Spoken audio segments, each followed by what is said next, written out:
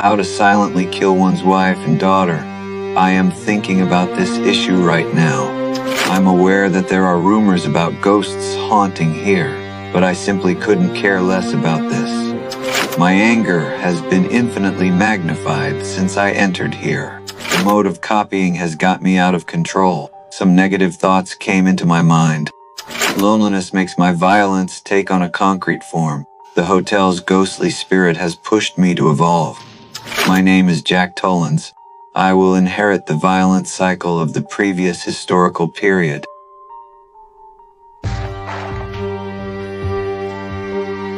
I arrived at the remote Yawang Hotel this morning. Only the manager is left to keep the store open during the winter. Hi, I've got an appointment with Mr. Allman. My name is Jack Torrance. His office is the first door on the left. Thank you. This confined environment is simply tailor-made for my writing. I must get this job done. But first of all, I have to find Mr. Allman. Mr. Allman? Yes? I'm Jack Torrance. Oh, well, come on in, Jack. I got along very well with him. We have talked a lot about this job. He thinks I'm highly suitable for this job. Jack is going to take care of the overlook for us this winter. Just when I thought it was over, the manager suddenly told me a secret about the hotel. Hired a man named Charles Grady as the winter caretaker. And he came up here with his wife and two little girls, I think about 8 and 10. He ran amok and killed his family with an axe. I didn't feel the slightest bit scared. This further aroused my curiosity. That's not gonna happen with me. I thus gained the trust of the manager. They asked me to report for duty a few months later. I hurriedly informed Wendy of this good news. Sounds like you got the job? Right. It's a beautiful place. You and Danny are gonna love it. I don't really want to bring Wendy and Danny along, because Wendy sitting beside me will only distract me from my writing. That brat is no exception. Since I beat him up after drinking alcohol, he has been acting crazy and talking to himself frequently. You're 22. But we are family after all. I must rely on this job to restart my life and prove that I am a responsible and good man. I brought them to the hotel a few months later. Here we have entered the final stage of the hotel's closure. Good morning, Jack. Hope you haven't been waiting too long. The manager took us to get familiar with the hotel. There was a strong Indian flavor here. Then what the manager said confirmed my guess. The site is supposed to be located on an Indian burial ground, and I believe they actually had to repel a few Indian attacks as they were building it. But I still didn't take these seriously. I didn't care about any rumors or legends. I wanted to rely on this job to achieve the changes in my family and career. Dick, if you're ready to do it now, I think it'd be a good idea if you could show Mrs. Torrance the kitchen while I continue on with Jack. Then I broke up with Wendy. They went to visit the kitchen. I continued to visit other places. And it was already a month. I admit that I had been thinking too optimistically about all this. My writing has been anything but smooth. I feel that I can't write anything at all. Danny would only ride his bike aimlessly around the house. All of this is really too bad. But in order to restart my life, I must get rid of these bad emotions. Any ideas yet? Lots of ideas. Good ones. But there is nothing good. I live very comfortably here. I even feel that I have been here before. So I shared this idea with Wendy. When I came up here for my interview, it was as though I'd been here before. We all had moments of deja vu, but this was ridiculous. Then I agreed that Wendy would take Danny downstairs to play the maze. At least it won't make me feel bored. Looking at the sandboxes as big as the maze in front of me, my heart began to have some bad thoughts, but I still managed to hold them back. Time passed quickly and it was already evening. The thoughts in my mind still don't fade away. I have decided to combat this unease through writing. Wendy once again threw my train of thought off track. Wendy, let me explain something to you. Whenever you come in here and interrupt me, you're breaking my concentration. You're distracting me, and it will then take me time to get back to where I was. Understand? The internal struggle made my mental state gradually lose control. Although I couldn't write anything, writing still had to go on. Another week has passed. The blizzard did come indeed. I gazed at the woman and the child before me. The terrifying legend of this hotel came to my mind. The tension in my nerves made my spirit gradually collapse. Why do I have the urge to kill them? My rational thinking is gradually fading away. It seems that something unknown is taking over my body, but I have no idea at all. Then I shut myself in the room, trying to eliminate the just mentioned idea in this way. Danny burst into my room. I began to care about him. I want you to have a good time. But what Danny said next took me by surprise. You would never hurt Mom or me, would you? Could he have the ability to read people's minds? This is absolutely impossible. I calmly comforted Danny and said that I would definitely not hurt them. Probably more than anything else in the whole world. I'll never do anything to hurt you. The time has come for Wednesday.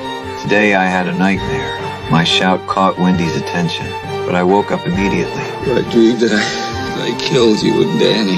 But I didn't just kill you. I cut you up into little pieces.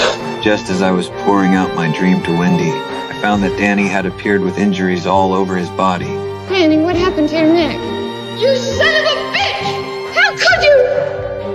How could you? Wendy immediately took Danny away from me. She must think that it was done by me. But clearly I'm dreaming right now. This can't be my doing.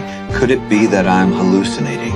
The tension made me lose control of my emotions. I began to try to seek spiritual consolation. I arrived at the Golden Ballroom.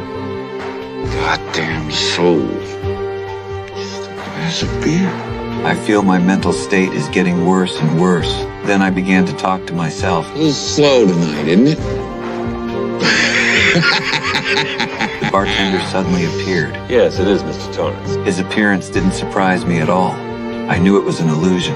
I only knew that I could finally drink alcohol. Here's to 5 miserable months on the wagon and all the irreparable harm that it's caused me. Under the influence of alcohol, I began to recount all the bad things around me. I love the little son of a bitch. I'd do anything for him, that bitch. As long as I live, she'll never let me forget what happened. Just then Wendy found me again. She told me that there was a lunatic in room 237. Jack! There's someone else in the hotel with us. There's a crazy woman in one of the rooms. She tried to strangle Danny. Soon I arrived at room 237. I pushed the door open but didn't spot the crazy. But I happened to spot a beautiful lady. Passion overpowered me and made me lose my senses. I began to kiss her passionately. The next second she turned into an old lady. I hurriedly locked the door behind me.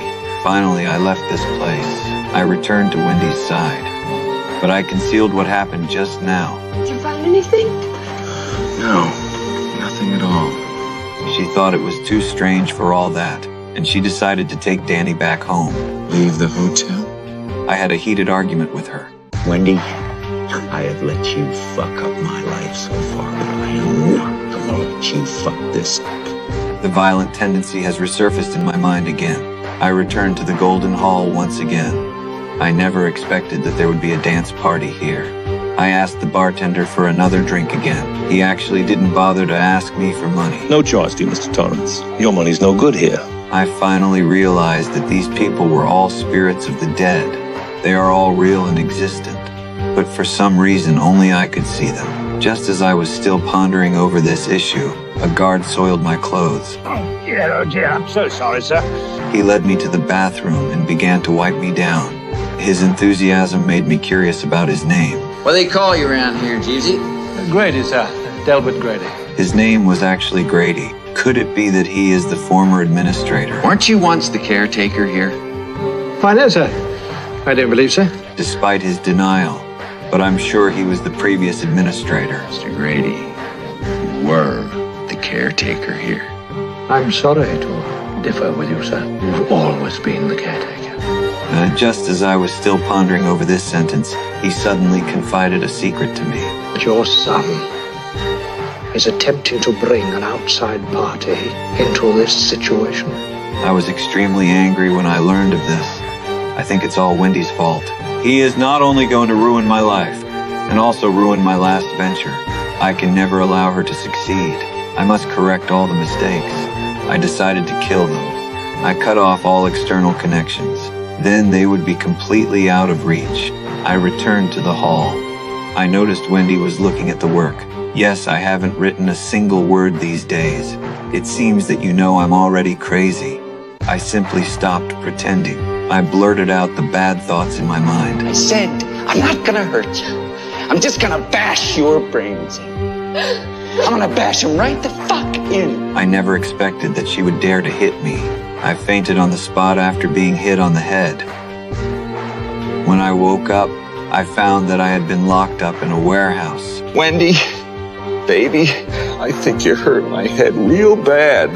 I sent a distress signal to Wendy, but no one responded to me. She still wants to take Danny away. Just at this moment, Grady showed up. I see you can hardly have taken care of the business we discussed. Soon I was released by Grady.